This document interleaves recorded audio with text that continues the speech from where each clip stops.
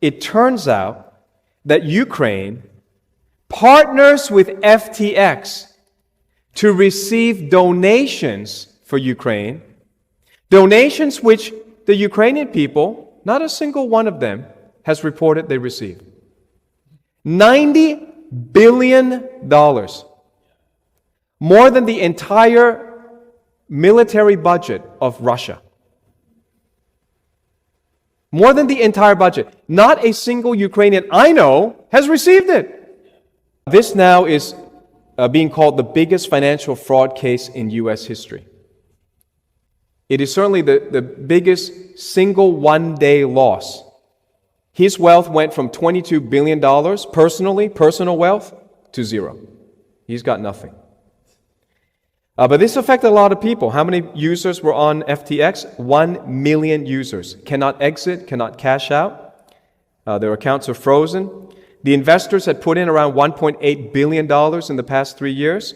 That's gone. And you're talking about some big names. Some of the biggest losers are SoftBank, Sequoia Capital, the Singapore government's investment arm called Temasek, and of course the Ontario's Teachers Union.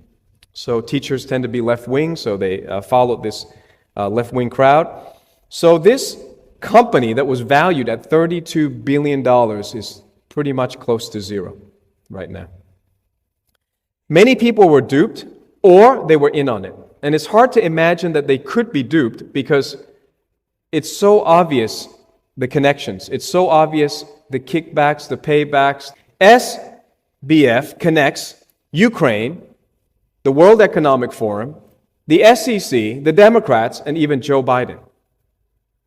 So we're going to have to go back a few months and go back to a picture that was remarkable to me.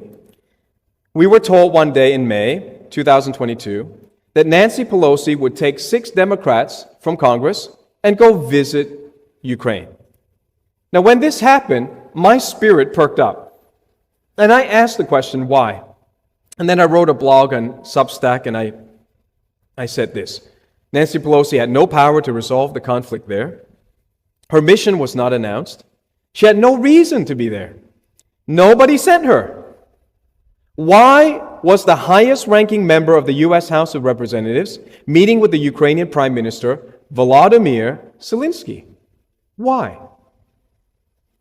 And the only conclusion, the plausible answer, is that they had some things to say off record. It couldn't be by phone. It couldn't be recorded in an email. So my question is, what was whispered in those private European rooms? Here's how it worked.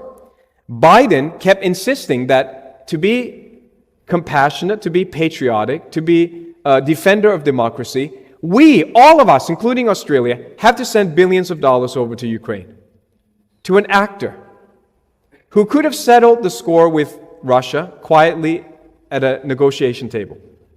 Russia had some reasonable demands. Don't join NATO. Don't put NATO on our borders. Don't do that. Well, that was something NATO promised. It's not unreasonable for Putin to say, well, keep your promise. And he said, there are Russians that are being killed in the tens of thousands for the past 8 years. We have gone to the European Union, we've gone to NATO, we've asked, stop it. Nobody does it, so we're coming in to protect our ethnic people. They're in the Donbass region. Stop killing Russians. Stop persecuting Russian speakers in Ukraine like they're second-class citizens. Ukrainians know that this happens, and they couldn't get satisfaction talking, so they went to war. What business of ours is that, to send our billions of dollars over to Ukraine?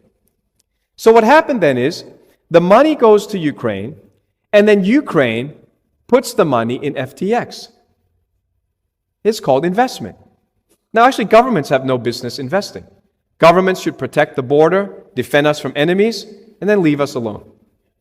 There's no mandate for governments to invest for us, but they do, because people have become ignorant. We've become dull, mentally dull. They invest in FTX.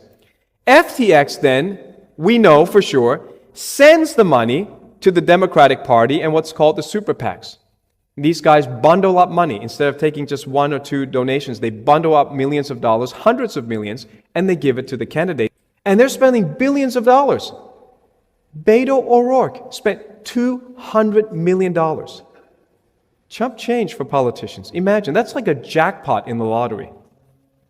That's life-changing wealth. He blew $200 million away on failed campaigns that somebody obviously paid for to be Texas governor, U.S. senator, president, U.S. president. Who spends $200 million on a job that pays $100,000? Tell me that. A crook. Only a crook would spend millions of dollars for a job that pays, at most, the president pays $400,000 a year.